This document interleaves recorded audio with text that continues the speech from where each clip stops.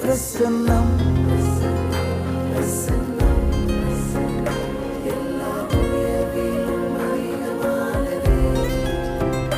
பிரசன்னம்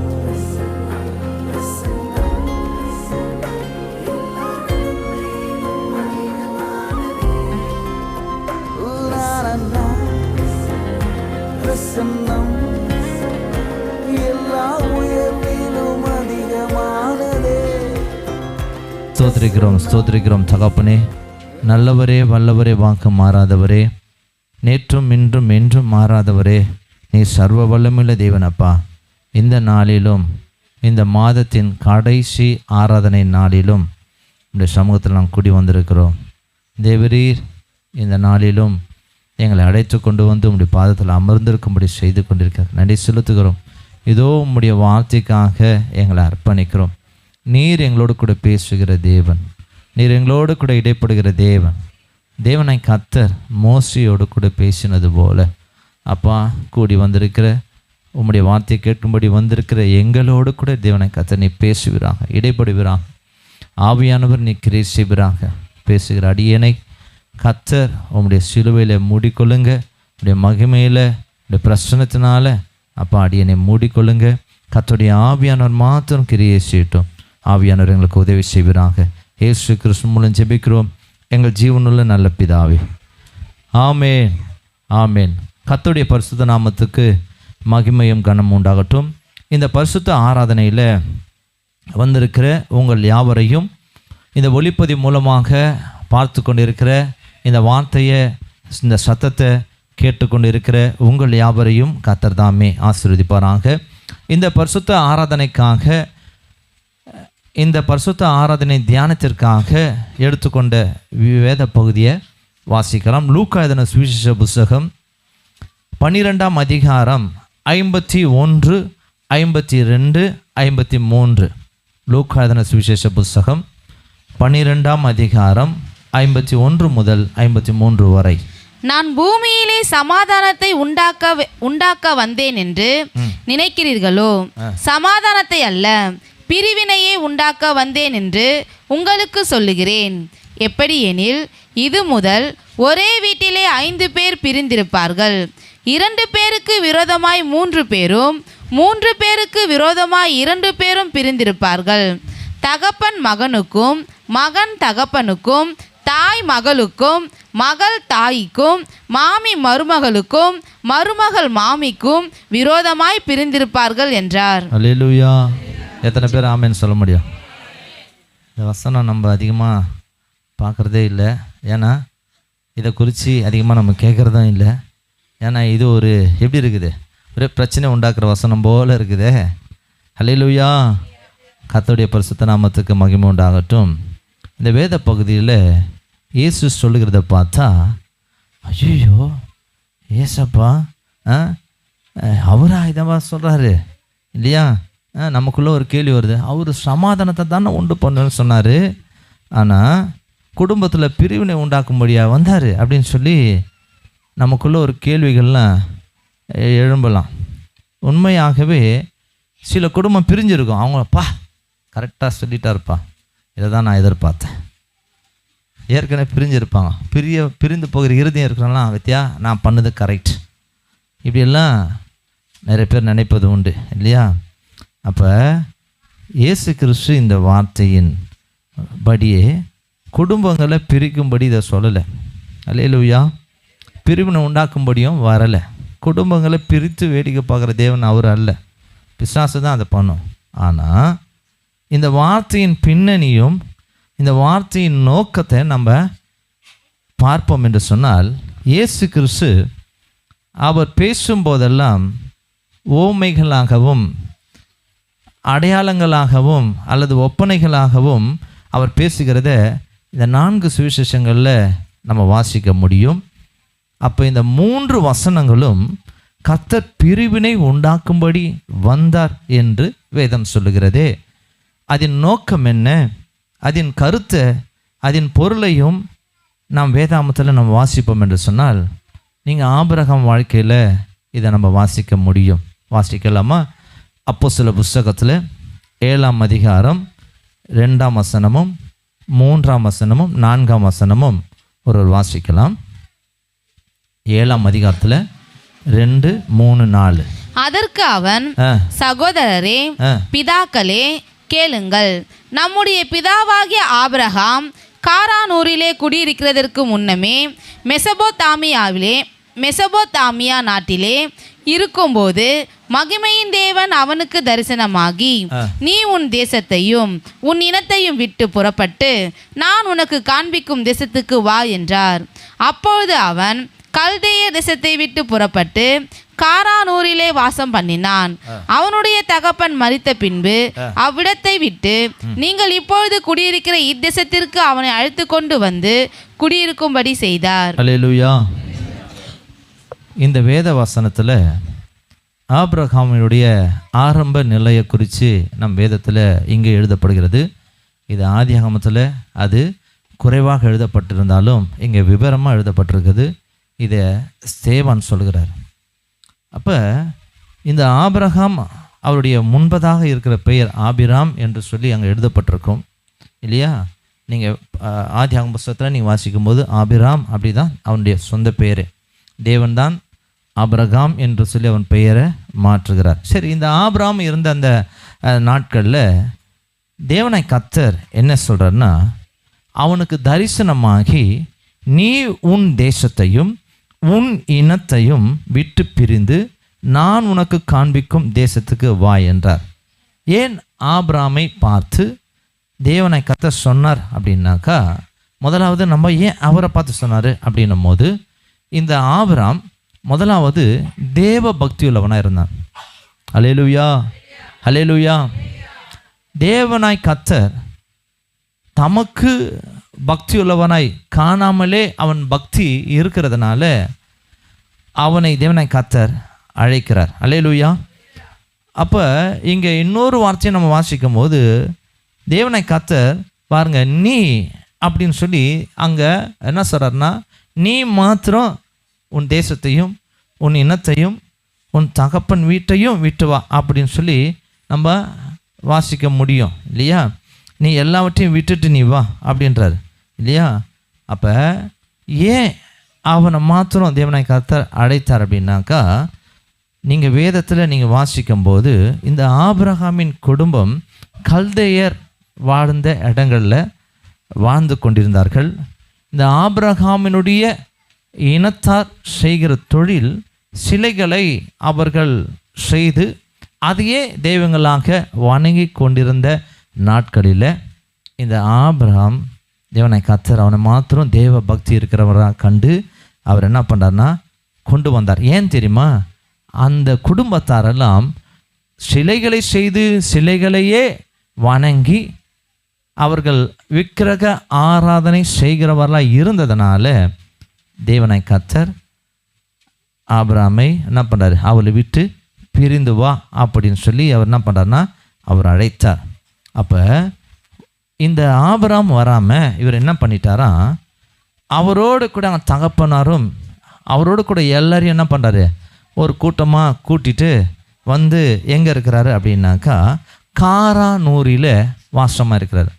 இந்த இடத்துல இருக்கும்போது கர்த்தர் அவனுக்கு தரிசனமே ஆகலை. 4ஆம் வசனம் சொல்கிறது, தகப்பன் அவரை விட்டு மரித்த பின்பு அப்போதான் கர்த்தர் அவனுக்கு தரிசனமானார். அல்லேலூயா. அப்போ ஒரு பிரிவை கர்த்தர் அங்கே அவனுடைய வாழ்க்கையில் எதிர்பார்த்தார், விரும்பினார். இதற்கு பொருள் என்னன்னாக்கா, தகப்பனை விட்டு பிரிவது கர்த்தருடைய நோக்கம் அல்ல. கவனிக்கணும், தகப்பனையும் தாயையும் குடும்பத்தை விட்டு பிரிப்பது கர்த்தருடைய நோக்கம் அல்ல. தகப்பன் செய்யும் விக்கிரக ஆராதனை விட்டு தான் கர்த்தர் பிரிந்து வரும்படி விரும்பினார். ஹல்லேலூயா, ஹல்லேலூயா. அப்போ தேவன் ஆபிரகாமை பிரிந்து வரும்படி அழைத்ததற்கு காரணம் விக்கிரக ஆராதனை விட்டு பிரிந்து வா. ஹல்லேலூயா. வேதம் சொல்லுகிறது, 4ஆம் சங்கீதம் 3ஆம் வசனத்தை ஒரு வாசிக்கலாம். 4ஆம் சங்கீதம் 3ஆம் வசனம். பக்தி உள்ளவனை கர்த்தர் தமக்காக தெரிந்து கொண்டார் என்று அறியுங்கள். போதும், பக்தி உள்ளவனை கர்த்தர் தமக்காக தெரிந்து கொள்ளுகிறார். அல்லேலூயா. இன்றைக்கு நம்மெல்லாம் இருக்கிறோமே, ஏதோ ஒரு வகையில் தேவனுக்கு முன்பாக பக்தி உள்ளவர்களாய் இருக்கிறோம் என்பதை கர்த்தர் அறிந்துதான் அவர் நம்மை பிரித்தெடுத்து வந்திருக்கிறார். எத்தனை பேர் விசுவாசிக்கிறீங்க? ஹல்லேலூயா, ஹல்லேலூயா. அப்போ தேவனாய் கர்த்தர் பாருங்க, தம்முடைய ஜனங்களை, தம்மை தொழுது கொள்கிற ஜனங்களை சில காரியத்திலேருந்து விலகி வாழும்படிக்கு, விலகி ஓடும்படிக்கு, பிரிந்து வாழும்படிக்கு கர்த்தர் இந்த வார்த்தையின் மூலமாக உங்களோட கூட பேசுகிறார். நம்முடைய வாழ்க்கையில் ஒரு பிரிவை கர்த்தர் எதிர்பார்க்கிறார். எதில் பிரிவு அப்படின்னா, விக்கிரக ஆராதனையில் பிரிவு வேணும். ஹல்லேலூயா. விக்கிரக ஆராதனையை நம்ம பிரிந்து வாழ வேண்டும். யோசுவா இஸ்ரவேல் ஜனங்களை அவர் பிரயாணத்தினால பாருங்கள் கொண்டு வந்து அந்த பிரயாணத்தின் முடிவில் கானான் தேசத்தை சேர்ந்த பின்பு ஜனங்கள்லாம் குடி அமர்த்தப்படுகிறார்கள். பின்பு இந்த யோசுவா ஜனங்களுக்கு அவர் சொல்லுகிற கடைசி வார்த்தையை நீங்கள் 24ஆம் அதிகாரம் யோசுவாவின் புஸ்தகத்தில் 24ஆம் அதிகாரத்தில் 14ஆம் அதிகாரமும் 15ஆம் அதிகாரம் 2 வசனத்தை வாசிக்க போகிறோம். கவனிங்க. ஆகையால் நீங்கள் கர்த்தருக்கு பயந்து அவரை உத்தமமும் உண்மையாய் சேவித்து உங்கள் பிதாக்கள் நதிக்கு அப்புறத்திலும் எகிப்திலும் சேவித்த தேவர்களை அகற்றிவிட்டு கர்த்தரை சேவியுங்கள். இப்ப அதுல இருந்து பிரிவு நீங்க வரணும். நீங்க யாரை சேவிக்கணும் அப்படின்னா, அந்த நாட்கள் இருந்த நீங்க அந்த முற்பிதாக்கள் வழிபட்ட அந்த விக்கிரகத்தை எல்லாம் அவர்கள் சேவித்த தேவர்களை நீங்கள் அகற்றிவிட்டு அதிலிருந்து விலகி நீங்கள் கர்த்தரையே சேவிங்கள். அல்லேலூயா. இப்போ 15ஆம் வசனம் சொல்கிறாரு, நானும் வீட்டாருமோ வென்றால் கர்த்தரையே சேவிப்பான். அல்லேலூயா. ஒரு முன்மாதிரியை அங்கே என்ன பண்ணுறாருன்னா யோசுவா ஜனங்களுக்கு முன்பாக காண்பிக்கிறத நாம் பார்க்கிறோம். அப்போ தேவ ஜனங்கள் நம்ம தெளிவாக இருக்கணும். நம்மை கர்த்தர் சில காரியங்களில் பிரிந்து வாழும்படி விரும்புகிறார். அல்லேலூயா. ஏன் பிரிந்து வாழும்படி விரும்புகிறார்? இருக்கலாமே, அதிலேயே இருக்கலாமே. அவர் தான் வல்லமையுள்ள தேவனாச்சே, அவர் எல்லாவற்றையும் அதிலேருந்தே ஆசீர்வதிக்க முடியாதா அப்படின்னு நீங்கள் உங்களுக்குள்ள ஒரு வேளை கேள்வி இருக்கலாம். உங்களுடைய வாழ்க்கையில் தேவனுடைய ஆசீர்வாதத்துக்கு அது தடையாக இருக்கும். அல்லேலூயா. ஆகையினால தான் தேவனை கர்த்தர் என்ன பண்ணுறாருன்னா, எதையெல்லாம் தடையாக இருக்கிறதோ அதையிலிருந்தெல்லாம் கர்த்தர் பிரித்து எடுக்கிறார். அல்லேலூயா. இப்போ புரிஞ்சுதுங்களா? இப்போடைய வாழ்க்கையில் எது தடையாக இருந்தது? ஆபிரகாமுடைய வாழ்க்கையில் அவன் எதிர்பார்த்த கர்ப்பத்தின் கனிக்கு எது தடையாக இருந்ததுன்னா, முதலாவது அவனுடைய வாழ்க்கையில் குடும்பத்தில் விக்கிரக ஆராதனை. அல்லேலூயா. அப்போ தேவனாய் கர்த்தர் இந்த பக்தி உள்ளவனுடைய வாழ்க்கையில் நன்மை இல்லாமல் இருக்கிறதே என்று சொல்லி அவன் என்ன பண்ணுறாருன்னா, முதல் ஸ்டெப் அவர் என்ன பண்ணுறாருன்னா, நீ பிரிந்து வா அப்படின்னு, விலகி வா அப்படின்னு அழைக்கிறார் இல்லையா?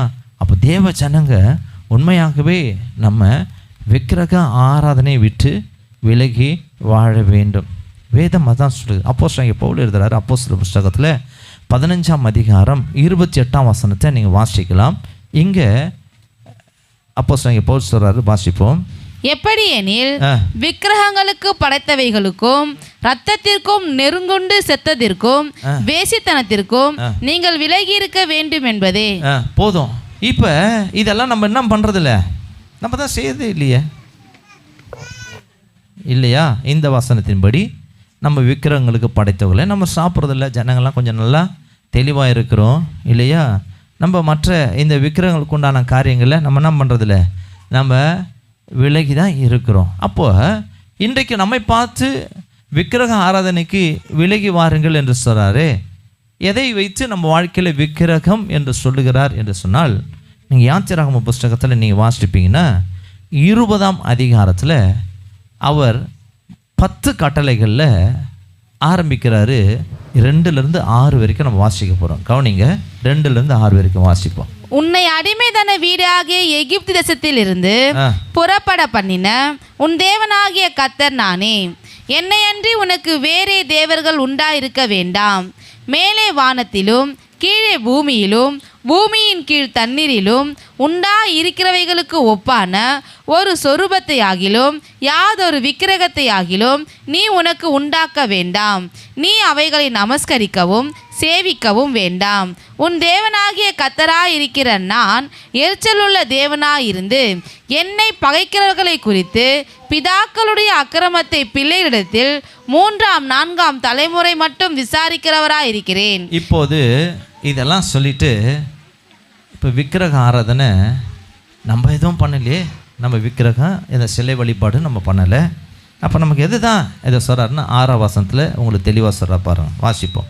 என்னிடத்தில் அன்பு கூர்ந்து என் கற்பனைகளை கை கொள்ளுகிறவர்களுக்கோ கைக்கொள்ளுவதற்கோ 1000 தலைமுறை மட்டும் இரக்கம் செய்கிறவரா இருக்கிறேன். அல்லேலூயா. இங்கே தான் அதனுடைய விளக்கத்தை அருமையாக அங்கே மோசேக்கு தேவனாய் கர்த்தர் சொல்லுகிறத நம்ம பார்க்கிறோம். என்னிடத்தில் அன்பு கூர்ந்து, இதில் தான் விக்கிரக ஆராதனையை நம்ம செய்கிறோமா இல்லையா என்பதை தெளிவுபடுத்துகிறது. அல்லேலூயா. என்னிடத்தில் அன்பு கூறுங்கள் அப்படின்றார். நம்ம விக்கிரக ஆராதனை செய்கிறவர்களாய் இருப்போம் என்று சொன்னால் இடத்துல அன்பு குறைந்திருக்கும். நம் விக்கிரக ஆராதனை செய்கிறவர்களாய் இல்லாமல் இருப்போம் என்று சொன்னால் இடத்துல அன்பு கூர்ந்தவர்களாக இருப்போம். அல்லேலூயா, அல்லேலூயா. அப்போ இதை நம்ம கேட்குறோம், தேவ ஜனங்களாக நம்ம கேட்குறோம், அவரிடத்தில் அன்பு கூர்ந்து அவருடைய கற்பனைகளை யார் யாரெல்லாம் கை கொள்கிறார்களோ அவர்கள் தேவனாய் கர்த்தருக்கு பிரியமுள்ள ஜனங்கள்.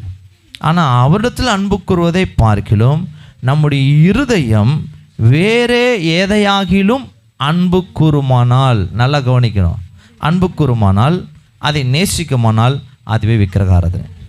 அல்லேலூயா. இப்போ யோசித்து பாருங்கள், நம்ம வாழ்க்கையில் இது வருதா? சிலை வரல, ஆனால் எது வருது? அன்பு கூறுதல் வருகிறது.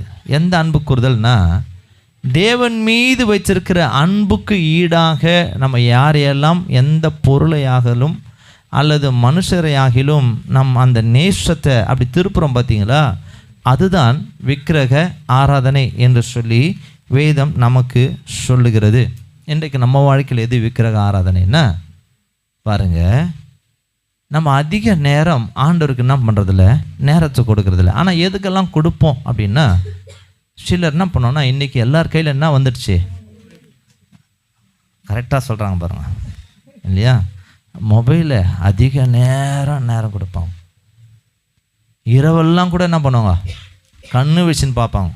இரவெல்லாம் பைபிள் வாசிப்பாங்களா, இரவெல்லாம் ஜெபம் பண்ணுவாங்களா? அப்படி யூஸ் பண்ணுற நண்பர்களே, தேவ ஜனங்களே, கொஞ்சம் கேளுங்க. இப்போ எது விக்கிரக ஆராதனை? நம்ம நினச்சின்னு போனால் எல்லாம் செலவெல்லாம் ஆகலாம்ப்பா, ஆண்டவர் தான் எங்கள் தெய்வம் அப்படின்னு நம்ம சொல்லுவோம். ஆனால் மறைமுகமாக நம்ம என்ன பண்ணுவோம், வீட்டில் போயிட்டு தேவனுக்கு நீங்கள் நேரத்தை நீங்கள் எந்த அளவுக்கு கொடுக்குறீங்களோ அதற்கு கீழே தான் மற்ற காரியம் இருக்கணும்.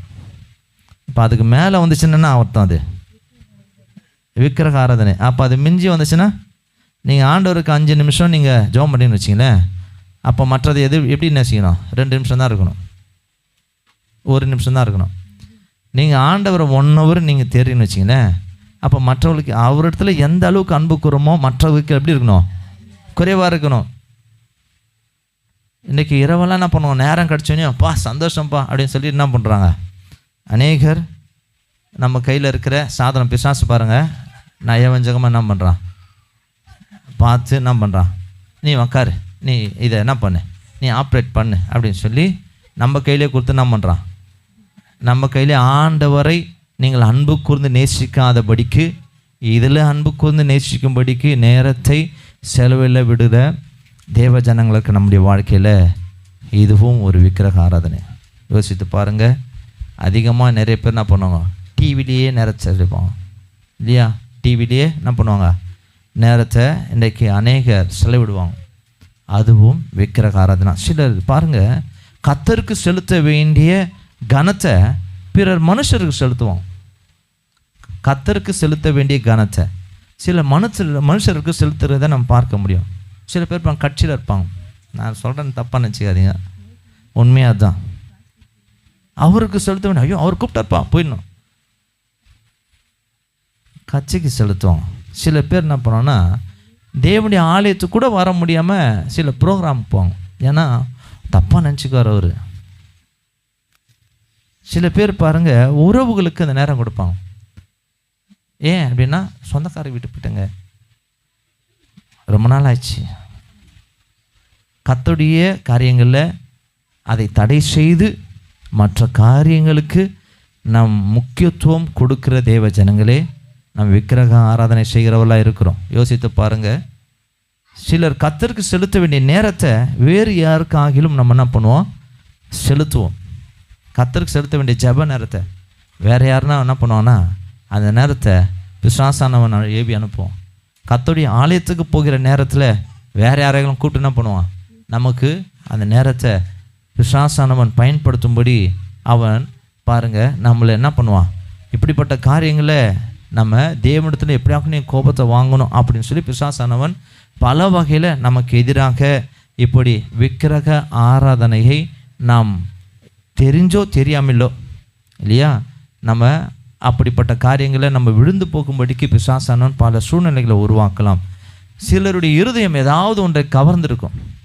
நீங்கள் யோசிச்சு பாருங்களேன், உங்களுக்கு எது மீது அதிகமான ஆசை இருக்குதோ அது விக்கிரக ஆராதனை. துணியாக இருக்கலாம், நகையாக இருக்கலாம், எதோ ஒன்று வச்சுக்கோங்க. உங்கள் பிள்ளைங்களை கூட நீங்கள் அதிகமாக நேசிச்சிங்கன்னா, கர்த்தருக்கு மேலே நேசிச்சிங்கன்னா அதுவே விக்கிரக ஆராதனை ஒரு அளவு. அல்லேலூயா. கர்த்தர் பார்த்துனே இருப்பார். அப்படியா, நீ கொஞ்சம் நேருங்களேன். அல்லேலூயா. அப்படியா, சரி. அப்புறமா நம்ம என்ன பண்ணுவோம், நான் சொல்கிறேன் தப்பாக நினச்சிங்க, நான் வெளிப்படையாக சொல்கிறேன். அப்புறம் நம்ம தூக்கி நம்ப இல்லையா. கர்த்தரை நேசிக்கிறத அவர் கனத்தை என்ன பண்ண மாட்டார், யார்ட்டையும் யாருக்காகிலும் விட்டு கொடுப்பவர் அல்ல. அல்லேலூயா. பாருங்க, இன்னும் சிலருடைய வாழ்க்கையில் அவருடைய அன்பும் நேசமும் தேவனை பார்க்கிலும் எந்த ஒரு பொருளை கூட, எந்த ஒரு பணத்தையோ அல்லது எந்த ஒரு மனுஷருக்கோ நம்ம அந்த காரியமாக அதை நம்ம கொடுப்போம் என்று சொன்னால் அதுவே விக்கிரக ஆராதனையாக இருக்கிறது. இந்த ஆபிரகாமும் பாருங்கள், தேவன் ரொம்ப நாள் காத்திருந்து இந்த ஆபிரகாமுக்கு 100 வயதாகும்போது ஒரு குமாரனை பிறக்கும்படி செய்கிறார். இப்போ ரொம்ப நாள் ஆன உடனே இந்த ஆபிரகாமுக்கு என்ன ஆச்சுன்னா, இவன் மீது ரொம்ப ஆசை. ஏன்னா ஒரு 100 வயசில் தேவன் வாக்குத்தத்தம் பண்ணினதை பெற்றுக்கொண்டேன் என்று சொல்லி அந்த ஈசாக்க அவர் எனி டைம் என்ன பண்ணார்னா நேசித்தார், கொஞ்சினார் இல்லையா. அதிகமாக என்ன பண்ணார், அவனோடு கூட நேரத்தை செலவிட்டார். இப்போ தேவன் பார்க்குறாரு, என்னடா இது, நம்ம சொல்லி நம்ம வாக்குத்தத்தம் பண்ணி அவர் கொடுத்ததை இப்போ அவருடைய கவனம்லாம் எங்கே போயிடுச்சு, ஈசாக்கி மேலே வந்துச்சு. பார்த்தார். உடனே அவனை எத்தனை வந்து என்ன பண்ணு சொன்னாரா இல்லையா, கர்த்தர் சோதித்தாரா இல்லையா. ஆதியாகமம் 22ஆம் அதிகாரத்தில் அங்கே வார்த்தையை நீங்கள் வாசித்து பார்த்தீங்கன்னா, அவரை நேசிக்கிறத நீங்கள் எங்கே போறீங்கன்னு சொல்லி பாருங்கள். வாசிக்கலாமா? 22ல் 1-2 நீங்கள் வாசித்து பாருங்களேன். இங்கே தான் அவர் எதிர்பார்க்கிறத நம்ம எதற்கு கொடுக்குறோம் என்பதை வேதத்தில் தேவன் சொல்லுகிறத அழகாக இருக்குது. வாசிப்போம். இந்த காரியங்கள் நடந்த பின்பு தேவன் ஆபிரகாமை சோதித்தார். எப்படி எனில், அவர் அவனை நோக்கி ஆபிரகாமே என்றார். அவன் இதோ அடியேன் என்றான். அப்பொழுது அவர், உன் புத்திரனும் உன் ஏகசுதனும் உன் நேசகுமாரனுமாகிய, இங்கதான் வைக்கிறாரு நேசகுமாரன் அப்படின்றாரு. ஆமா ஆண்டவரே, ஆமா ஆண்டவரே, ஆமா ஆண்டவரே அப்படின்னு சொல்லி வந்தார். நேசகுமாரனும் ஆகிய ஈசாக்கை நீ இப்பொழுது அழைத்து கொண்டு மோரியா தேசத்துக்கு போய் அங்கே நான் உனக்கு குறிக்கும் மலைகள் ஒன்றின் மேல் அவனை தகன பலியாக பலியிடு என்றார். அல்லேலூயா. பாருங்க, தேவனை கர்த்தர் என்ன பண்றாரு, அவன் விரும்பினதை அவன் எதிர்பார்த்ததை வாக்குத்தத்தம் பண்ணி கொடுத்தாலும் அந்த நன்மையின் மீது இவனுடைய இருதயம் சாய்ந்ததுனால தேவனை கர்த்தர் பார்க்குறாரு. இப்போ என்னை நேசிக்கிற நேசம் எங்கே போயிடுச்சு, குமாரனுக்கு போனதுனால உன் நேசகுமார் என்ன பண்ணு, எனக்கா பலி செலுத்துரு அப்படின்றார் இல்லையா. அப்போ தேவனை கர்த்தர் பாருங்க, இன்றைக்கும் தேவ ஜனங்களாக இருக்கிற நம்முடைய வாழ்க்கையில் தேவனை கர்த்தர் விக்கிரக ஆராதனையிலிருந்து விலகி இருக்கும்படி அவர் விரும்புகிறார். அல்லேலூயா. இதுதான் நம்ம வாழ்க்கையில் விக்கிரக ஆராதனை. தேவ ஜனங்களுடைய வாழ்க்கையில் இதுதான் விக்கிரக ஆராதனை. உங்களுடைய நேசமும் உங்களுடைய அன்பும் எதை சார்ந்திருக்கிறது, அது தேவனை காட்டிலும் அதை தேவனை தடுத்து அல்லது தேவனுக்கு மிஞ்சி செய்கிறதா இருக்குமானால், அது மற்றவர்களை அது நேசிக்கிறது போல அன்பு கூறுவது போல இருக்குமானால் அதுவே விக்கிரக ஆராதனை என்று சொல்லி வேதம் சொல்கிறது. இதிலிருந்து பிரிந்து வாழும்படி தான் இயேசு கிறிஸ்து வந்தார். அல்லேலூயா. அது தகப்பனாக இருக்கலாம், அது தாயாக இருக்கலாம், அது மகனாக இருக்கலாம். இப்போ நம்ம அந்த வேத வசனத்தை நம்ம அந்த மாதிரி நம்ம வாசிக்கும் போது நமக்கு புரியாமல் இருக்கலாம். யார் யாரெல்லாம் உங்களை அதிகமாக நேசிக்கலாம் அதிலிருந்து பிரிந்து வாழும்படிக்கு தான் இயேசு கிறிஸ்து இந்த பூமிக்கு பிரிவினையை உண்டாக்க வந்தேன் என்று சொல்கிறார். அல்லேலூயா, அல்லேலூயா. அப்போ இயேசு கிறிஸ்து சொன்னது விக்கிரக ஆராதனைக்கும் நமக்கும் பிரிவினை உண்டாக்கும்படி வந்தேன் என்றார். அல்லேலூயா, அல்லேலூயா. ரெண்டாவது காரியம் பாருங்கள், இந்த ஆபிரகாமுடைய வாழ்க்கையில் தேவனாய் கர்த்தர் பிரித்தெடுத்த காரியங்களில் ரெண்டாவது ஆதியாகம புஸ்தகம் 13ஆம் அதிகாரம் 1ஆம் வசனத்தை நம்ம வாசிக்கலாம். ஆதியாகம புஸ்தகம் 13ஆம் அதிகாரம் 1ஆம் வசனம். ஆபிரகாமும் அவன் மனைவியும் அவனுக்கு உண்டான யாவும் அவனுடனே லோத்தும் எகிப்தை விட்டு தென் திசையில் வந்தார்கள். அல்லேலூயா. இந்த முதல் வசனமே என்ன சொல்லுதுன்னா, எகிப்தை விட்டு கர்த்தர் பிரித்தெடுத்தார் ஆபிரகாமை. அல்லேலூயா. ஏன் எகிப்தை விட்டு பிரித்தெடுத்தார்னா, ஆபிரகாம் அந்த நாட்களில் அவர் தேவன் சொன்ன அழைச்சின்படி, அவர் அழைப்பின்படி அவர் வந்து அவர் தேசத்தில் பஞ்சமாக இருந்ததுனால எகிப்துக்கு போக வேண்டிய சூழ்நிலை வந்துச்சு. நீங்கள் 12ஆம் அதிகாரத்தில் 10ஆம் வசனத்தில் நீங்கள் வாசிக்கும்போது தேசமெங்கும் பஞ்சமாக இருந்தது. இப்போ எகிப்தில் போனால் கொஞ்சம் சுகமாக இருக்க முடியும் என்பதை கேள்விப்பட்ட இந்த ஆபிரகாம் அவர் குடும்பமாக எங்கே போகுதுன்னா எகிப்து தேசத்துக்கு போகிறாங்க. ஆனால் இவங்க எகிப்து தேசத்தில் போகும்போது இவருடைய மனைவியாகிய சாராயை பார்வோன் என்ன பண்ணிட்டான்னா, மிகுந்த அழகுள்ள ஸ்திரியா கண்டதுனால அவன் என்ன பண்ணான், பார்வோனுடைய அங்கே அரண்மனை கொண்டு போயிட்டான். இவன் சகோதரின்னு சொல்லிட்டார் வேற, உண்மையாகவே அவருடைய சகோதரியாக இருந்தாலும் அவர் என்ன பண்ணுறாருன்னா கொண்டு போயிட்டார், பார்வோன் கொண்டு போயிட்டார். ஆனால் வேதம் சொல்லுகிறது, ஆதியாகம புஸ்தகம் 12ஆம் அதிகாரம் 14 முதல் 16 வரைக்கும் வாசிக்க போகிறோம். கவனிங்க. ஆதியாகம புஸ்தகம் 12ஆம் அதிகாரம் 14 முதல் 16 வரை. ஆபிரகாம் எகிப்திலே வந்தபோது எகிப்தியர் அந்த ஸ்திரீயை மிகுந்த அழகுள்ளவள் என்று கண்டார்கள். பார்வோனுடைய பிரபுக்களும் அவளை கண்டு பார்வோனுக்கு முன்பாக அவளை புகழ்ந்தார்கள். அப்பொழுது அந்த ஸ்திரீ பார்வோனுடைய அரண்மனைக்கு கொண்டு போகப்பட்டாள். அவள் நிமித்தம் அவன் ஆபிரகாமுக்கு தயையை பாராட்டினான்.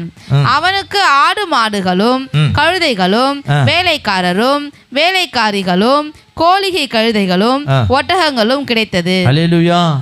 இப்ப இந்த ஆபிரகாம் எகிப்தில் திரளான ஒரு செல்வங்களுக்கு அதிபதியாக மாறுறான்.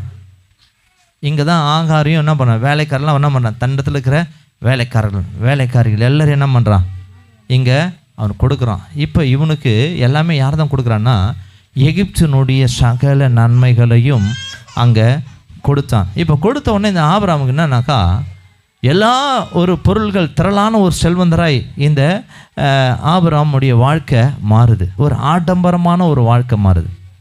எகிப்தில் அவருடைய வாழ்க்கை ஒரு சந்தோஷமான ஒரு செல்வங்கள் நிறைந்த ஒரு வாழ்க்கையாக மாறினது. இது தேவனுக்கு பிரியமில்லாது இருந்ததுனால, நீ எகிப்தை விட்டு வெளியே வா அப்படின்னு சொல்லி தேவனை கர்த்தர் என்ன பண்ணான்னு பிரித்து எடுத்தார். அல்லேலூயா, அல்லேலூயா. அப்போ ஆடம்பரமான வாழ்விலிருந்து இந்த ஆபிரகாமை தேவனை கர்த்தர் என்ன பண்ணாரா, அவனுடைய வாழ்க்கையில் அவனை பிரித்தெடுத்தார் என்று சொல்லி நம்ம இங்கே வாசிக்க முடியும். எப்போ எகிப்து ஒரு ஆடம்பரமான ஒரு ஆடம்பரமான ஒரு வாழ்க்கை, அதிலிருந்து கர்த்தர் பிரித்தெடுக்க விரும்பினார். ஆகையினால்தான் 13ஆம் அதிகாரத்தில் அவன் அவ்விடத்தை விட்டு அங்கன்னு சொல்லி நம்ம வாசிக்கிறோம். ரொம்ப நாள் இல்லை, பிரித்தெடுத்தார், அவன் வெளியே வந்துட்டான் இல்லையா. அப்போ ஒரு ஆடம்பரமான ஒரு வாழ்க்கை நம்முடைய வாழ்க்கையில் கர்த்தரை விட்டு தூரமாக கொண்டு போயிடும். அல்லேலூயா. நீங்கள் 1 ராஜாக்கள் புஸ்தகத்தில் 10ஆம் அதிகாரம் 28, 29 இந்த சாலமன் என்ன பண்ணார், எகிப்தில் போய் சகலத்தையும் அவர் வாங்கி எகிப்தோட கூட உறவு வைத்து எகிப்திலிருந்து சகலத்தையும் அவருடைய ராஜாங்கத்துக்கு அவர் என்ன பண்ணார், சகலத்தையும் சேமித்து வைத்தார். வாசிக்கலாமா? வாசிப்போம். 1 ராஜாக்கள் புஸ்தகம் 10ஆம் அதிகாரம் 28, 29. சாலமோன் தனக்கு குதிரைகளையும் புடவைகளையும் எகிப்திலிருந்து அழைப்பித்தான். ராஜாவின் வர்த்தகர் புடவைகளை ஒப்பந்த விலை கிரயத்திற்கு வாங்கினார்கள். எகிப்திலிருந்து வந்த ஒவ்வொரு ரதத்தின் விலை 600 வெள்ளிக்காசும் ஒவ்வொரு குதிரையின் விலை 150 வெள்ளிக்காசுமா இருந்தது. இந்த பிரகாரம் ஏத்தியரின் ராஜாக்கள் எல்லாருக்கும் சீரியாவின் ராஜாக்களுக்கும் அவர்கள் மூலமாய் கொண்டு வரப்பட்டது. அல்லேலூயா. இப்படி அநேக ஆடம்பரங்களை அதிகமாய் சாலமோன் சேர்த்து கொண்டு என்ன பண்ணாரு, விழுந்து போயிட்டார். அல்லேலூயா. எதையெல்லாம் நேசித்தாரோ, எதையெல்லாம் எனக்கு வேணும்னு சொல்லி, எதெல்லாம் சுதந்திரத்து கொள்ள வேண்டும் என்று சொல்லி ஒரு ஆடம்பரமான வாழ்க்கை வாழ்ந்து விழுந்து போன ஒரு மனுஷன் யாருனாக்கா சாலமோன். அல்லேலூயா, அல்லேலூயா. ஏன்னா பிசாசு என்ன பண்ணுவோன்னா, நம்ம வாழ்க்கைக்கும் எது தேவை, ஒரு நன்மை தேவை, அதை காமிக்கிறான். காண்பித்து இதெல்லாம் உனக்கு தரேன். இயேசு கிறிஸ்து அவர் இந்த பூமியில் பிறந்து 30 ஆண்டுகள் குடும்பத்தில் இருந்துட்டு தேவனுடைய ஊழியத்துக்காக ஞானஸ்தானம் பெற்று அவர் என்ன பண்ணுறாருன்னா வனாந்தரத்துக்கு சோதிக்கப்படும்படி வந்தார். மத்திய எழுதின சுவிசேஷ புஸ்தகம் 4ஆம் அதிகாரத்தில் இந்த வேத பகுதியை நம்ம வாசிக்க முடியும். 8ஆம் வசனமும் 9, 10 வாசிக்கலாம். பிசாசு பாருங்கள், இன்றைக்கும் அதே நாளில் எப்படி செய்தாலும் அதே தான் இன்றைக்கும் நம்ம செய்கிறோம். வாசிக்கலாம். மறுபடியும் பிசாசு அவரை மிகவும் உயர்ந்த மலையின் மேல் கொண்டு போய் உலகத்தின் சகல ராஜ்யங்களையும் அவைகளின் மகிமையையும் அவருக்கு காண்பித்து கவனிக்கணும். இதை தான் பிசாசு இன்றைக்கு என்ன பண்ணோம்னா, அதை பார், இதை பார், என்ன பண்ணுறான், அவங்கள பார், அந்த வீட்டை பார், பக்கத்து வீட்டை பார், இவங்கெல்லாம் எப்படி இருக்கிறாங்க பார், அதெல்லாம் என்ன பண்ணுறான் காண்பித்து. இயேசு கிறிஸ்து வந்து என்ன பண்ணுறதுன்னா, பிசாசு மேலே கொண்டு போனால் தான் என்ன பண்ணோம், எல்லாமே தெரியும். அப்போ மேலே கொண்டு போய் பார், இதெல்லாம் என் கட்ட இருக்கு சொல்லிட்டு வாசிக்கலாம். நீர் சாஷ்டாங்கமாய் விழுந்து என்னை பணிந்து கொண்டால் இவைகளை எல்லாம் உமக்கு தருவேன் என்று சொன்னான். அப்போ அந்த ஆடம்பரம் பிசாசின் கரத்தில் இருக்குது. நீ அவர் சொல்கிறாரு, நீ இதை பணிந்து கொண்டால் நான் என்ன பண்ணுறேன் உங்களுக்கு தரேன் அப்படின்னு பிசாசு சொல்கிறான். அப்போ இயேசு கிறிஸ்து என்ன சொன்னாரா, வாசிப்போம். அப்பொழுது இயேசு, அப்பாலே போ சாத்தானே, உன் தேவனாகிய கர்த்தரை பணிந்து கொண்டு அவர் ஒருவருக்கே ஆராதனை செய்வாயாக என்று எழுதியிருக்கிறதே என்றார். அல்லேலூயா, அல்லேலூயா. அப்போ அவர் சொல்கிறாரு, அப்பாலே போ சாத்தானே, உன் தேவனாய் கர்த்தர் ஒருவரை தான் நான் பணிந்து கொள்ளணும். அல்லேலூயா. வேறு எதுக்கும் நான் என்ன பண்ண, அடி பண்ணிடக்கூடாது. அல்லேலூயா, அல்லேலூயா. இன்றைக்கும் பாருங்கள், பிசாசனவன் பலவிதமான நன்மைகளை இன்றைக்கு காட்டி இன்றைக்கு நம்ம விழுந்து போவதற்கு ஒரு ஆடம்பரமான சூழ்நிலை என்ன பண்ணுறான்னா அநேகருக்கு காண்பித்து கொண்டே வருவான். யார் யாருக்கெல்லாம் எதில் விருப்பமோ ஆசையோ அதெல்லாம் என்ன பண்ணோன்னா அவன் அறிந்து அந்தந்த காரியத்தெல்லாம் கொண்டு வந்து அவர்களுக்கு இருதயத்தை அதில் நேசிக்கும்படிக்கு, அதில் கொஞ்சம் அப்படி வாழும்படிக்கு பிசாசனம் என்ன பண்ணோன்னா அவர்களுக்கு காண்பிப்பானா. இன்றைக்கும் தேவ ஜனங்களுக்கு அநேகர் ஆடம்பரமான வாழ்க்கையை தேடி ஓடிக்கொண்டிருக்கிறார். நான் இப்படியெல்லாம் இருக்கணும், நான் அப்படியெல்லாம் இருக்கணும் அப்படின்னு சொல்லி ஓடிக்கொண்டிருக்காங்க. சில பேர் குறைந்த வருமானம் தான், ஆனால் ஆடம்பரமான வாழ்க்கை வாழ வேண்டும் என்று சொல்லி விரும்பி கடனில் என்ன பண்ணுவாங்க, விழுந்து போவாங்க இல்லையா. சில அவங்கள்ட்ட இருக்குது, என்கிட்ட இல்லை, அதெல்லாம் என்ன பண்ணு, வட்டிக்காகிலாம் வாங்கு அப்படின்னு சொல்லி தன்னுடைய வருமானத்துக்கு மிஞ்சி என்ன பண்ணுவாங்க, வாங்கி அதை முடித்த பிறகு தான் அவங்களுக்கு கஷ்டமே தெரியும் இல்லையா. அப்போ அவங்கள போல வாழணும், பக்கத்து வீட்டுக்காரனை போல, அவங்க இந்த சிஸ்டர் போல் நான் என்ன பண்ணுவேன்.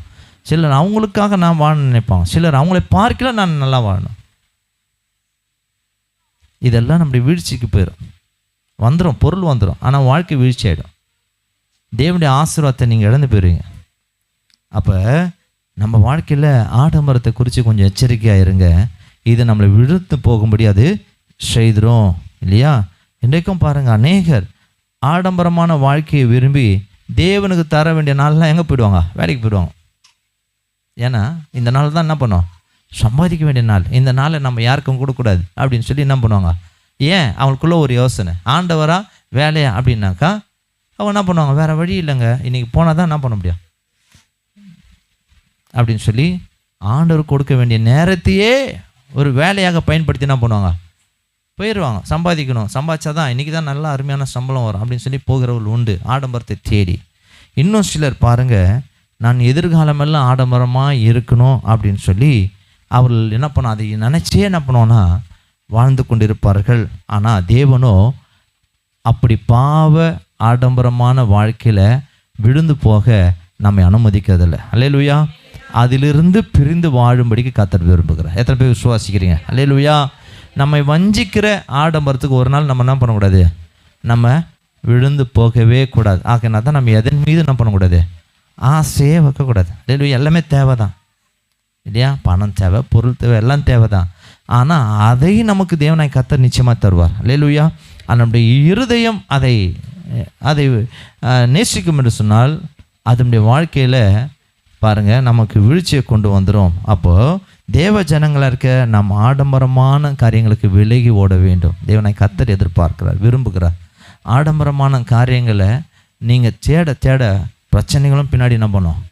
அதுவும் நம்மளை தேடி தான் வரும். அல்லேலூயா. ஆகையினால இயேசு கிறிஸ்து இந்த ஆடம்பரமான வாழ்க்கைக்கும் நமக்கும் பிரிவினை உண்டாக்கும்படி வந்தார். அல்லேலூயா. அல்லேலூயா. ஏன்னா இது உலகத்துக்குரிய அழிந்து போகிற ஆசீர்வாதம், அழியாத ஆசீர்வாதத்தை நீங்கள் பெற முடியாது. அல்லேலூயா. ஆகையினால நம்மை அப்படிப்பட்ட அந்த ஆடம்பரத்திலேருந்து பிரிந்து வாழும்படிக்கு, பிரிவினை உண்டாக்கும்படிக்கு இயேசு கிறிஸ்து இந்த பூமிக்கு வந்தார். அல்லேலூயா. மூன்றாவது பிளஸ்ஸிங்க, மூன்றாவது காரியத்தை நம்ம வாசிக்கலாம். ஆதியாகம புஸ்தகம் 13ஆம் அதிகாரம் 9ஆம் வசனத்தை வாசிக்கலாம். 9, 10, 14 வரைக்கும் நீங்கள் வாசிக்கலாம். இந்த தேசமெல்லாம் உனக்கு முன் இருக்கிறது அல்லவா? நீ என்னை விட்டு பிரிந்து போகலாம். நீ இடதுபுறம் போனால் நான் வலதுபுறம் போகிறேன், நீ வலதுபுறம் போனால் நான் இடதுபுறம் போகிறேன் என்றான். அப்பொழுது லோத்து தன் கண்களை ஏறெடுத்து பார்த்து யோர்தான் நதிக்கு அருகான சமபூமி முழுவதும் நீர்வளம் பொருந்தினதாயிருக்க கண்டான். கர்த்தர் சோதோமை கொமராவையும் அழிக்கும் முன்னே சோவாருக்கு போகும் வழி மட்டும் அது கர்த்தருடைய தோட்டத்தை போலவும் எகிப்து தேசத்தை போலவும் இருந்தது. அப்பொழுது லோத்து யோர்தானுக்கு அருகான சமபூமி முழுவதையும் தெரிந்து கொண்டு கிழக்கே பிரயாணப்பட்டு போனான். இப்படி அவர்கள் ஒருவரை விட்டு ஒருவர் பிரிந்து பிரிந்தார்கள். ஆபிரகாம் கானான் தேசத்தில் குடியிருந்தான். லோத்து அந்த யோர்தானுக்கு அருகான சமபூமியில் உள்ள பட்டணங்களில் வாசம் பண்ணி சோதேமுக்கு நேரே கூடாரம் போட்டான். சோதேமின் ஜனங்கள் பொல்லாதவர்களும் கர்த்தருக்கு முன்பாக மகா பாவிகளுமாய் இருந்தார்கள். லோத்து ஆபிரகாமை விட்டு பிரிந்த பின்பு கர்த்தர் ஆபிரகாமை நோக்கி, இப்ப பாருங்க கர்த்தர் எங்க வராரு? ஆபிரகாம்கிட்ட வராரு. அல்லேலூயா. பிரிந்த பின்பு, ஒரு பிரிவு வந்த பின்பு தான் கர்த்தர் நம்புறாரு, ஆபிரகாமை நோக்கி வராரு. நீ இருக்கிற இந்த இடத்துல சொல்றாரு, எல்லாத்துலையும் நீ போய் பார், கர்த்தர் உன்னை ஆசீர்வாதத்தை தரும் அப்படின்றார். அல்லேலூயா. அல்லேலூயா. இது எதை காட்டுகிறதுனாக்கா, லோத்து இந்த ஆபிரகாமோடு கூட ஒரு நெருங்கிய நட்பாக, நெருங்கிய சிநேகிதமாக இருந்ததுனால கர்த்தர் என்ன பண்ணுறாருன்னா, அதுலேருந்து ஒரு பிரிவை அவர் என்ன பண்ணுறாருன்னா அவனுக்கு கொடுத்தார். அல்லேலூயா. அப்போ பிரிந்த பின்பு தான் இந்த ஆபிரகாமுக்கு ஒரு தரிசனத்தை, ஒரு பெரிய ஒரு வாக்குத்தத்தை அடுத்த ஸ்டெப்புக்கு கொண்டு போகிறார். அல்லேலூயா. இது எதை காட்டுகிறதுனாக்கா, நெருங்கிய நமக்கு நட்புகள், சிநேகிதத்தை, நண்பர்களை கர்த்தர் என்ன பண்ணுறாருன்னா அவர்களை விட்டு விலகி வாழும்படி கர்த்தர் என்ன பண்ணுறாரு? விரும்புகிறார். அல்லேலூயா. அல்லேலூயா. உலகத்தின் நண்பர்கள், உலகத்தில் தேவனை அறியாத நண்பர்கள் இல்லையா, உலக சிநேகிதர்கள், இவங்கெல்லாம் எதில் இருப்பாங்கன்னா, தேவ பிள்ளைங்களாக இருந்தால் நீங்கள் ரொம்ப நேரம் நீங்கள் செலவு பண்ணிங்கன்னா தேவ வசனத்தை பேச ஆரம்பிப்பீங்க. நீங்கள் உலக ஜனங்களோடு கூட நீங்கள் ஸ்நேகம் வச்சு பேச ஆரம்பிச்சுன்னா நீ தேவ வசனத்தை பேச மாட்டீங்க, உலக காரியத்தை நீங்கள் பேசுவீங்க. அப்போ கர்த்தர் அதில் ஒரு பிரிவை அவர் எதிர்பார்க்கிறார். ஏன் அப்படின்னா, இவர்கள் உன் ஆசீர்வாதத்துக்கு தடையாக இருப்பாங்க. இந்த லோத்து பிரியாத வரைக்கும் தேவனுடைய வாக்கு தத்துவம் அவனுடைய வாழ்க்கையில் செயல்படாமல் இருந்துச்சு. லோத்தை பிரிந்த பின்பு தான் கர்த்தர் நம்பினார், இப்போ நீ போய் பார். அல்லேலூயா. அல்லேலூயா. அல்லேலூயா. எத்தனை பேர் உற்சாகமாக இருக்கிறீங்க? அல்லேலூயா. அப்போ பாருங்கள், தேவனிலும் அதிகமாய் நட்பாக இருக்கிற உலக சிநேகிதரை விட்டு கர்த்தர் பிரிந்து வாழ விரும்புகிறார். அல்லேலூயா. உலக சிநேகம் யாக்கோபு எழுதுகிறாரு, 4ஆம் அதிகாரம் 4ஆம் வசனம் வாசிக்கலாம். தேவனுக்கு பகை. நானே வாசிட்டேன். 4:4 வாசி. விபச்சாரரே, விபசாரிகளே, உலக சிநேகம் தேவனுக்கு விரோதமான பகை என்று அறியீர்களா? ஆகையால் உலகத்துக்கு சிநேகிதனாய் இருக்க விரும்புகிறவன் தேவனுக்கு பகைவனாகிறான். அல்லேலூயா, அல்லேலூயா. தேவனுக்கு பகைவனாய் இருந்துட்டு தேவனிடத்துலேருந்து நம்ம என்னதான் நன்மை எதிர்பார்த்தாலும் வருமா? வரவே வராது. அப்போ நம்ம ஜெபம்லாம் இங்கே எதிர்பார்க்குற நம்முடைய பிரிவு எங்கன்னாக்கா, உலகத்தின் நட்புகளுக்கும் உலகத்தில் இருக்கிற சிநேகிதங்களுக்கும் தேவனை கர்த்தர் விலகி வாழும்படி அவர் விரும்புகிறார் இல்லையா? சில தேவ ஜனங்க தான் சபைக்கு வருகிறவர்கள், அதிகமாய் கர்த்தரை நேசிக்கிறவர்கள் தான். நெடுநேரம் டைமு பாருங்கள் எப்படி செலவு பண்ணோன்னா, ஃப்ரெண்ட்ஸுக்கு நிறைய நேரத்தை செலவு பண்ணும், நேரம் செலவு பண்ணும். அந்த நேரத்தை நீங்கள் ஆண்டவர் கொடுக்குறீங்களா? யோசிச்சு பார்த்தீங்களா? அந்த நேரத்தை நான் ஆண்டவர் கொடுக்குறேன்னா ஃப்ரெண்ட்ஸுக்கு நம்ம கொடுப்போம். சில தேவனுக்கு தர வேண்டிய நேரத்தை நண்பர்களுக்கு தருவான். தேவனுக்கு தர வேண்டிய நேரத்தை நண்பர்களுக்கு தருவது உண்டு. சபை கூடி வருதில் கூட அநேகர் பாருங்கள் என்ன பண்ணால் தாமதமாக இருப்பாங்க. என்னன்னாக்கா அதோ ஃப்ரெண்ட்ஸு வந்துட்டார், ஆகையினால அவருடைய தேவனுடைய கூடுகையில் வருவதற்கு அது ஒரு காரணமாக சொல்லுவது உண்டு. பாருங்கள், அப்போது தேவனை பார்க்கிலும் அதிகமாய் நேசிக்கிற நண்பர்கள் நம்முடைய ஆசீர்வாதங்களுக்கு தடையாக இருப்பார்கள். ஆகையினால தான் தேவனை கர்த்தர் பாருங்கள், தேவனை கர்த்தருடைய காரியங்களை தடுக்கிற இல்லையா, அவரை நேசிக்கிற அந்த சிநேகிக்கிற அந்த காரியத்திலேருந்து விலக்குகிற எந்த ஒன்றும் தேவனை கர்த்தர் பாருங்கள் அதிலிருந்து விலகி வாழும்படி கர்த்தர் விரும்புகிறார். அல்லேலூயா, அல்லேலூயா. அப்போ இந்த ஆபிரகாமுடைய வாழ்க்கையில் இந்த லோத்து பிரிந்து போவதற்கு கர்த்தர் விரும்பினார். ஏன்னா இவன் அவனுடைய ஆசிரமத்துக்கு தடையாக இருந்தான். இன்றைக்கும் தேவ ஜனங்களாக இருக்கிற நம்முடைய வாழ்க்கையில் இந்த வார்த்தையை கேட்டுக்கொண்டிருக்கிற உங்கள் வாழ்க்கையில் பாருங்கள், உலகத்துக்குண்டான சிநேகிதர்கள், உலக வாழ்க்கையில் விக்கிரகத்தை ஆராய்ச்சி கொண்டிருக்கிற அவர்களுடைய நட்பு நம்மளுக்கு கொஞ்சம் விலகி தான் இருக்கணும். ஏன்னாக்கா அந்த ஸ்பிரிட் நம்ம ஆளுக விஷயம். நீங்கள் விலகாமல் இருப்பீங்கன்னு சொன்னால் நீங்கள் உங்களை காத்துக்குவீங்க. நீங்கள் விலகிட்டீங்கன்னா நீங்கள் காத்துக்குவீங்க. நீங்கள் விலகாமல் அவளோட கூட இருப்பீங்கன்னா நம்ம வாழ்க்கையில் நம்ம விழுந்து போயிட்டே இருப்போம். தேவனுடைய ஆசீர்வாதத்தை நம்ம பெற்றுக்கொள்ளவே முடியாது. ஆகையினால தான் கர்த்தர் இந்த ஆபிரகாம் கர்த்தரை நம்பி வந்ததுனால எங்கெல்லாம் பிரித்தெடுக்கிறார் பாருங்களேன். இந்த லோத்து அவனுக்கு ஒரு என்ன ஆசைன்னா, ஒரு நல்லா வாழணும், செழிப்பாக வாழணுன்ற ஒரு உலக ஆசை இருந்துச்சு. ஆகையினால அவர் பார்க்குறாரு, எங்கே செழிப்பாக இருக்கிறதோ அங்கே போனார். அப்போ அவர் கண்கள் நேசிக்கிறத அவருடைய இதயத்தில் இருந்ததுனால என்ன போனார்.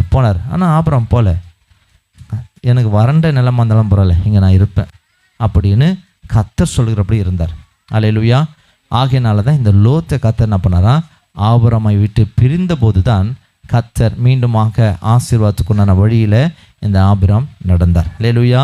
இதை கேட்கிற நம்முடைய வாழ்க்கையில் கூட நம்முடைய ஆசீர்வாதங்களுக்கு நம்முடைய நெருங்கிய நண்பர்கள் அல்லது சிநேகிதர்கள் தடையாக இருக்கலாம். ஆகையினால இவைகளுக்கு பிரிவினை உண்டாக்கும்படிக்கு கர்த்தராக இயேசு கிறிஸ்து இந்த பூமிக்கு வந்தார். அல்லேலூயா. இல்லையா? நமக்கும் உலகத்துக்கும் பிளவு உண்டாக்கும்படிக்கு இயேசு கிறிஸ்து இந்த பூமிக்கு வந்தார். இதை உணர்ந்து நம்ம என்ன பண்ணோம், அவருடைய சித்தத்தை அறிந்து நம்ம நடக்கணும். சரி, இன்னொரு காரியத்தை நம்ம வாசிக்கலாம் பாருங்களேன். ஆதியாகமம் புஸ்தகம் 21ஆம் அதிகாரம் 9-14 வரைக்கும் வாசிப்போம். 21ஆம் அதிகாரத்தில் 9-14 வரை. பின்பு எகிப்து தேசத்தால் ஆகிய ஆகார் ஆபிரகாமுக்கு பெற்ற குமாரன் பரியாசம் பண்ணுகிறதை சாராள் கண்டு ஆபிரகாமை நோக்கி, இந்த அடிமை பெண்ணையும் அவள் மகனையும் புறம்பே தள்ளும். இந்த அடிமை பெண்ணின் மகன் என் குமாரனாகிய ஈசாக்கோடு சுதந்திரவாளியா இருப்பதில்லை என்றால். இந்த விஷயத்த யாருக்கு பிரச்சனை அப்படின்னா, ஆகாருக்கு பிறந்த இஸ்மவேலும் இங்கே சாராளுக்கும் இல்லையா ஈசாக்கும் பிரச்சனை, அது குடும்ப பிரச்சனை. சரி, இந்த பிரச்சனை மத்தியில் இது யாருக்கு காதுக்கு வருதுன்னா ஆபிரகாமுக்கு வருது. இப்போ என்னை ஒரு மாதிரி இன்சல்ட் பண்ணுறாரு, என்னென்ன பண்ண கேலி பண்ணுறான், கிண்டல் பண்ணுறான் அப்படின்னு வருது. இந்த காரியத்தை இவர் காதுக்கு வந்தபோது 11ஆம் வசனம் சொல்லுது, வாசிக்கலாம். தன் மகனை குறித்து சொல்லப்பட்ட இந்த காரியம் ஆபிரகாமுக்கு மிகவும் துக்கமா இருந்தது. எப்படின்னா முதல் அவன் பிறந்ததுனால, இஸ்மவேல் பிறந்ததுனால இந்த காரியம் அவனை விளக்கு அப்படின்ற ஒரு வார்த்தையை கேட்ட உடனே அவனுக்கு என்ன பண்ணுச்சுன்னா துக்கமாயிருச்சு. ஆனால் கர்த்தர் என்ன சொல்றார் பாருங்க, 12 வாசிப்போம். அப்பொழுது தேவன் ஆபிரகாமை நோக்கி, உடனே அவர் கேட்கல, அவரே வரார், வந்து அவரை நோக்கி, அந்த பிள்ளையையும் உன் அடிமை பெண்ணையும் குறித்து சொல்லப்பட்டது உனக்கு துக்கமா இருக்க வேண்டாம், உனக்கு அதை பத்தி நீ கவலைப்படாத, ஈசாக்கினிடத்தில் உன் சந்ததி விளங்கும், ஆதலால் சாரால் உனக்கு சொல்வதெல்லாவற்றையும் கேள், சாரால் உனக்கு சொல்வது எல்லாவற்றையும் கேள் அப்படின்னார். இந்த வார்த்தை மாத்திரம் நம்ம எடுத்துக்கூடாது. அல்லேலூயா. இல்லை அங்கே என்ன சொல்கிறேன்னா, சாரால் ஆகார விளக்குன்னு சொன்ன அந்த வார்த்தை கேளுனார். ஆனால் நம்ம எடுத்துக்குவோம் கரெக்டாக பற்றியா. ஆண்டவர் என்ன சொன்னார், சாரால் உனக்கு சொல்வது எல்லாவற்றையும் கேள் அப்படி மாத்திரம் நம்ம எடுத்துக்கூடாது இல்லையா. விசுவாசம் தான் அதை என்ன பண்ணோம், துண்டு துண்டு எடுத்துன்னு வந்து என்ன பண்ணோம், பாரு இப்படி இருக்குது பார், அப்படி இருக்குது பார் இல்லையா. ஏசியோட பிசாசு என்ன பண்ணுச்சு, நீங்கள் போய் மேலேருந்து குச்சிங்கன்னா என்ன பண்ணுறாரு, உங்கள் தூதர்கள் அதுக்காக தான் அவங்க கூட வரான், எப்போ குதிப்பீங்கோன்னு பார்த்துன்னுக்குறான். வேதவாசம் சொல்லு 91ஆம் சங்கீதத்தில் இல்லையா, நீங்கள் போகும் இடமெல்லாம் தேவன் உங்கள் தூதர்கள் உங்களை பாதுகாப்பார், நீங்கள் விழாதபடிக்கு உங்களை தாங்கிக் கொள்வார்கள், அப்படி தான் இருக்குது. ஆனால் பிசாசு எப்படி கொண்டு வரான், நயவஞ்சகமாக கொண்டு வரான். நீங்கள் மேலேருந்து குதிப்பீங்களா, நீங்கள் குதிச்சிங்கன்னா நீங்கள் விழ மாட்டீங்க. ஏன் தெரியுமா, தூதர்கள் அதுக்கு தான் இருக்கிறாங்க. நீங்கள் குதிச்சிங்கன்னா உங்களை தாங்குவதற்கு, உங்களை காப்பாற்ற தான் இருக்கிறாங்க. வசனத்தை தான் பிசாசம் சொன்னோம். ஆனால் இயேசுக்கு சொன்னார், நீ போ, என்ன பண்ண தப்பாக வசனம் சொல்ற, நீ போ அப்படின்றார். ஆனால் அந்த வார்த்தைக்கு அர்த்தம் என்னன்னாக்கா, நாம் அறியாமல் தடுக்கி விழும்போதெல்லாம் கர்த்தர் நம்மை தாங்குகிறார். நீங்கள் மேலேருந்து குதிக்கும் போது கர்த்தர் தாங்க மாட்டார். அது என்னதுன்னா தற்கொலை முயற்சி. அது நீங்களே போய்ட்டு குச்சிட்டிங்கன்னா நம்ம கைக்கெல்லாம் கொஞ்சம் யாராக இருந்தாலும் சரி. அதனால் அதை கர்த்தர் அவனை சொல்ல, அதுக்கு தூதரம் வைக்கலை. உங்களை அறியாமல் நீங்கள் தடுமாறி அல்லது தடுக்கி நீங்கள் எப்படியோ நீங்கள் விழ வேண்டிய சூழ்நிலை கர்த்தர் அதற்காக நம்ம தாங்க முடி தூதர் வச்சுருக்கேன். அல்லேலூயா, அல்லேலூயா. அப்போ பிசாசு எப்படி கொண்டு வரோம் வசனத்தை யோசிச்சு பார்க்கணும். அப்போ இங்கே சொல்கிறாரு, இந்த சாரால் சொல்வதை எல்லாவற்றையும் கேளுன்னா, அவளுக்கு முற்றிலுமாக ஒரு கோபம் என்னன்னாக்கா, ஆகாரியம் அவன் பையனை என்ன பண்ணு 2 பேர் சேர்த்து துரத்தணும் அப்படின்னு சொல்லுகிறது. இது ஒரு பிரிவு. இந்த பிரிவு கர்த்தர் எதிர்பார்த்தார். அல்லேலூயா. ஏன் தெரியுமா, இந்த ஆகார் அடிமைத்தனத்தின் பெண். அல்லேலூயா. இப்போ இந்த ஆகார் அடிமைத்தனத்தின் பெண்ணாக இருக்கிறதுனால அடிமைத்தனத்திலிருந்து ஆபிரகாமை பிரித்தெடுத்தார். அல்லேலூயா, அல்லேலூயா. வேதத்தில் நம்ம வாசிக்கும் போது இப்போ தொடர்ச்சியா வாசிக்கலாம். அந்த வசனத்தை விட்டுட்டீங்களே, அடிமை பெண்ணின் மகனும் உன் வித்தா இருக்கிறபடியால் அவனையும் ஒரு ஜாதியாக்குவேன் என்றார். ஆபிரகாம் அதிகாலையில் எழுந்து அப்பத்தையும் ஒரு துருத்தி தண்ணீரையும் எடுத்து ஆகாருடைய தோளின் மேல் வைத்து பிள்ளையையும் ஒப்பு கொடுத்து அவளை அனுப்பிவிட்டான். அல்லேலூயா. அப்ப இந்த ஆகாரை கர்த்தர் என்ன பண்ணாரா, ஆபிரகாமை விட்டு பிரித்தெடுத்தார். ஏன், அடிமைப்படுத்துகிற ஒன்றும் நம்ம என்ன பண்ணக்கூடாது, நம்மளோட கூட இருக்கக்கூடாது. அல்லேலூயா. உங்களை ஒன்று அடிமைப்படுத்துதா, உடனே நீ என்ன பண்ண, அதுலேருந்து விலகி வரணும். எது உங்களை ஆளுகை செய்யுது, நான் சொல்கிறதெல்லாம் கேளு அப்படின்னு எது உங்கள் காதில் வந்து சொல்லுது, எது உங்களை ஆளுகை செய்யுது, நீங்கள் யோசித்துப்பான. என்னை யார் ஆளுகை செய்யணும், ஆண்டவர் தான் ஆளுகை செய்யணும். உங்கள் எந்த ஒரு காரியம் நம்மளால பண்ணக்கூடாது, அடிமைப்படுத்தவே கூடாது. அதுக்கு அடிமையாயிட்டிங்கன்னா நம்ம வாழ்க்கையில் ரொம்ப டேஞ்சர். ஆகையினால தான் தேவனை கர்த்தர் எந்த ஒரு அடிமைப்படுத்தும் நிலைக்கும் காரியங்களுக்கும் நம்ம எல்லாம் அப்படிப்பட்ட எல்லா காரியத்தையும் நம்ம விலகி ஓடணும். என்னை அடிமை யாரும் படுத்தக்கூடாது. நான் யாருக்கு அடிமை, ஃபஸ்ட்டு தான் நம்ம பாவத்துக்கு அடிமை இருந்தோம். ரோமரில் எழுதுறாரு 8ஆம் அதிகாரத்தில், நான் பாவத்துக்கு தான் அடிமையாக இருந்தேன். ஆனால் இப்போதுக்கோ 6ஆம் அதிகாரத்தில் நீங்கள் அந்த நீதிக்கு அடிமையாயிட்டேன். 7, 8 நீங்கள் வசனத்தை நீங்கள் தொடர்ந்து வீட்டில் போய் வாசித்து பாருங்கள். நான் பாவத்துக்கு அடிமையாக இருந்தோம், ஆனால் இப்போது நீதிக்கு தான் அடிமை. அல்லேலூயா. யாருக்கு அடிமை நம்ம? அப்போ இங்கே ஆபிரகாமுடைய கூடவே இருக்கிற அடிமை பெண் இந்த ஆகார், இதுக்கு எதை அடையாளம்னாக்கா அடிமைப்படுத்துவதற்கு அடையாளம். அல்லேலூயா. அப்போ இந்த அடிமைப்படுத்துகிற காரியங்கள் இருந்து கர்த்தர் ஆபிரகாமை பிரித்தெடுத்தார். அல்லேலூயா, அல்லேலூயா. நம்ம கூட நம்ம வாழ்க்கையில் எதெல்லாம் உங்களை ஆளுகை செய்கிறதோ, அடிமைப்படுத்துகிறதோ, அந்தந்த காலத்தில் நம்மளே விலகி ஓடணும். அல்லேலூயா. ஏன்னா நமக்கு வேதம் கொடுக்கப்பட்டிருக்குது, வேதத்தை கேட்குறோம். நம்ம கேட்டோம், நம்ம அதன்படி நடக்கலைன்னா அது உங்கள் பாடு. கர்த்தர் நம்ம கற்றுத்தருகிறார் இல்லையா? நன்மையும் தீமையும் கற்றுத்தரார். நம்ம கேட்டு அதன்படி நடப்போம் என்று சொன்னால் உங்கள் வாழ்க்கை ஆசீர்வாதமாக இருக்கும். இங்கே சொல்கிறாரு, நீங்கள் பாவத்தின் அடிமைத்தனம், உங்கள் வாழ்க்கையில் எதையெல்லாம் அடிமைப்படுத்தும் அதை எல்லாவற்றையும் நம்ம விலகி நம்ம ஓடணும், நம்ம விலகியே வாழணும். வேதத்தில் எபிரேயர் புஸ்தகத்தில் 11ஆம் அதிகாரத்தில் 25, 26 வசனத்தை நம்ம வாசிக்கலாம். வேகமாக வாசிங்க. எபிரேயர் புஸ்தகம் 11ஆம் அதிகாரம் 25, 26 வாசிப்போம். அநித்தியமான பாவ சந்தோஷங்களை அனுபவிப்பதை பார்க்கிலும் தேவனுடைய ஜனங்களோட துன்பத்தை அனுபவிப்பதை தெரிந்து கொண்டு இனி வரும் பலன் மேல் நோக்கமா இருந்து எகிப்திலுள்ள பொக்கிஷங்களிலும் கிறிஸ்துவ நிமித்தம் வரும் நிந்தையை அதிக பாக்கியம் என்று எண்ணினான். மோசே எண்ணினாங்க. அல்லேலூயா. அவன் எகிப்துக்கு அதிபதி. ஆனாலும் அவனுடைய அந்த அடிமைத்தனத்தில் இருக்கிற பாவ சந்தோஷங்கள் எல்லாத்தையும் யாருக்கா வெறுத்தானா, இது என்னை அடிமைப்படுத்தக்கூடாது, நான் என் சகோதரில் போகிறேன், நான் யார், நான் எபிரேயன். அவன் பெரியவன் ஆன போது, அங்கே நீங்கள் 3ஆம் அதிகாரத்தில் 2ஆம் அதிகாரத்தில் யாத்திரா புஸ்தகத்தில் நீங்கள் வாசிக்க முடியும். அவன் பெரியவன் ஆன போது அவன் தன் சகோதரத்தில் போனான்னு இருக்கும். ஆனால் இங்கே விளக்கமாக இருக்கும், அவன் பாவ சந்தோஷங்களிலிருந்து அவன் வெளியே வந்தான். அல்லேலூயா, அல்லேலூயா.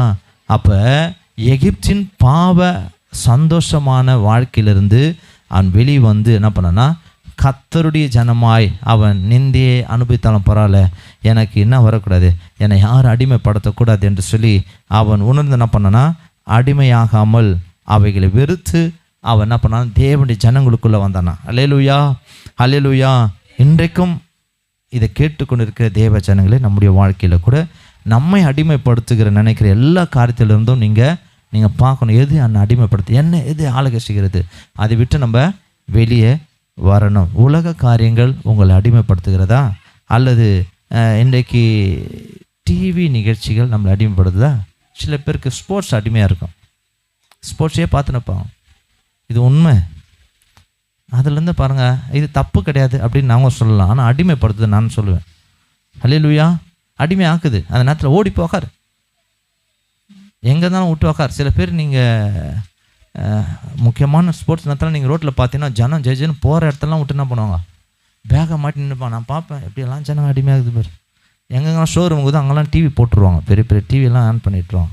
ஜனங்க போகிறத விட்டுட்டு என்ன பண்ணோம், பைக்கெல்லாம் நிறுத்திட்டு அப்படியே கும்பலாக நின்று பார்த்து நிற்பான். ஏன்னா அந்த மேட்ச்சை பார்க்காத இருக்கக்கூடாதே, அதை அடிமையாக்கிது இது இல்லையா? அது நம்ம வாழ்க்கையில் எதனா பிரயோஜனமா? ஒரு பிரயோஜனமும் இல்லை. அப்போ இன்றைக்கும் அப்படிப்பட்ட அடிமையாக இருப்பவர்கள் உண்டு. மொபைலுக்கு அடிமையாகிறாங்க சில பேர். பாருங்கள், வீணான பேச்சுக்கு அடிமையாக இருப்பாங்க இல்லையா? அவங்கள சந்தோஷப்படுத்தும்படி மற்றவர்களுடைய உலகத்தாருக்கு நடுவில் சில பேர் உக்காந்துட்டு இருப்பாங்க, அடிமையாகிட்டு இருப்பாங்க. சில பேர் பாருங்கள், கர்த்தர் வெறுக்கிற காரியங்களில் அடிமையாக இருப்பாங்க. சில பேர் பாருங்கள், சொந்த குணத்துக்கு அடிமையாக இருப்பாங்க, அவருடைய வாழ்க்கையில் சொந்த சுவாபத்துக்கு அடிமையாக இருப்பாங்க, பொல்லாத காரியத்துக்கு அடிமையாக இருப்பாங்க. அவங்களுக்குள்ளே தான் இருக்கும் அது. அவனுடைய கெட்ட சுவாபத்துக்கு அடிமையாக இருப்பாங்க. அவருடைய குணத்தை அவங்களால மாற்றவே முடியாது. அது அவங்க வாழ்க்கையில் திடீர்னு சூழ்நிலை மாறும்போது வெளிப்பட்டுரும். அதில் அடிமையாக வாழ்கிறவர்கள் உண்டு. இன்றைக்கும் இந்த வார்த்தை கேட்டுக்கொண்ட தேவ ஜனங்களாக இருக்க நம்முடைய வாழ்க்கையில் நம்மை அடிமை எது ஆக்குறது என்பதை நாம் உணர்ந்து அவைகளிலிருந்து நம்ம வெளியே வர வேண்டும். இந்த அடிமைத்தனத்தின் வாழ்க்கையிலிருந்து பிரிவினை உண்டாக்கும்படி இயேசு கிறிஸ்து இந்த பூமிக்கு வந்தார். அல்லேலூயா. 4 காரியங்களை நம்ம பார்த்தோம். விக்கிரக ஆராதனையிலிருந்து பிரிந்து வாழும்படி இல்லையா, பிரிவினை உண்டாக்கும்படி இயேசு கிறிஸ்து இந்த பூமிக்கு வந்தார். ஏன் அப்படின்னா, நாம் பரலோக ராஜ்யத்தை சுதந்திரிக்கணும். அல்லேலூயா. 2வது, நம்ம ஆடம்பரமான வாழ்க்கையை அதிலிருந்து பிரிந்து வாழும்படி கர்த்தர் நம்ம இந்த பிரிவினை உண்டாக்கும்படி இந்த பூமிக்கு வந்தார். காரணம், நாம் பரலோக ராஜ்யத்துக்கு போகணும். 3வது, உலக சிநேகிதத்திலிருந்து நம்ம பிரிவினை உண்டாக்கும்படி கர்த்தர் வந்தார். காரணம், நாம் பரலோக ராஜ்யத்துக்கு போகணும். 4வது, நம்மை அடிமையாக்கும் எல்லாவற்றிலிருந்தும் விலகி வாழும்படி, அதற்கு பிரிவினை உண்டாக்கும்படி இயேசு கிறிஸ்து இந்த பூமிக்கு வந்தார். காரணம், நாம் பரலோக ராஜ்யத்துக்கு போகணும். அல்லேலூயா. எத்தனை பேர் இன்றைக்கு நம்ம தெளிவாக இருக்கிறோம்? அல்லேலூயா. தேவனாய் கர்த்தர் நம்முடைய வாழ்க்கையில் இதற்கு தான் நம்முடைய வாழ்க்கையில் இது ஒருவேளை நம்முடைய குடும்பத்தில் இருக்கலாம், அல்லது நண்பர்களாக இருக்கலாம், அல்லது உறவினர்களாக இருக்கலாம், யாரவனாக இருக்கலாம். இதற்கு தான் கர்த்தர் பிரிவினை உண்டாக்க வந்தேன் என்று சொல்கிறார். ஹல்லேலூயா, ஹல்லேலூயா. இன்றைக்கும் தேவ ஜனங்களாக இருக்கிற நம்ம பரலோக ராஜ்யத்தை சுதந்திரிக்க வேண்டுமானால், கர்த்தருடைய மெய்யான மேலான நன்மைகளை நாம் சுதந்திரிக்க நாம் பெற்றுக்கொள்ள வேண்டுமானால், நாம் விக்கிரக ஆராதனை விட்டு விலகி தான் ஓடணும். ஹல்லேலூயா. நம்ம அதிகமாக கர்த்தரை தாண்டி எந்த ஒரு நேசம் நமக்கு வரக்கூடாது. ஹல்லேலூயா. ரெண்டாவது, ஆடம்பரமான வாழ்க்கை, இந்த உலகத்தினுடைய ஆடம்பரமான வாழ்க்கையை நம்ம தேடி ஓடாமல் கர்த்தருடைய ராஜ்யத்தை மாத்திரம் நம்ம தேடி வாழணும். ஹல்லேலூயா. மூன்றாவது, உலக சிநேகத்தை விட கர்த்தருடைய சிநேகத்தை அதிகமாக நேசிக்கணும். ஹல்லேலூயா. நான்காவது, நம்மை அடிமைப்படுத்துகிற எல்லா கர்த்தனும் விலகி கர்த்தருக்கு மாத்திரம் நம்ம அடிமையாக இருக்கணும். ஹல்லேலூயா. நம் கண்களை மூடி ஜெபிக்கலாமா? எல்லாம் எழுந்து நின்று இந்த நாளில் கூட தேவனாய் கர்த்தர் நம்மை தேவனாய் கர்த்தர் சொல்கிறார், நீ உலகத்தில் இருக்கிற எல்லா மக்களை பார்க்கிலும் தேவனாய் கர்த்தர் விசேஷமானவர்களை பார்க்குறார். ஹல்லேலூயா, ஹல்லேலூயா. கர்த்தர் நல்லவர். எல்லாம் எழுந்து நிற்போமா? இந்த நாளில் கூட தேவனாய்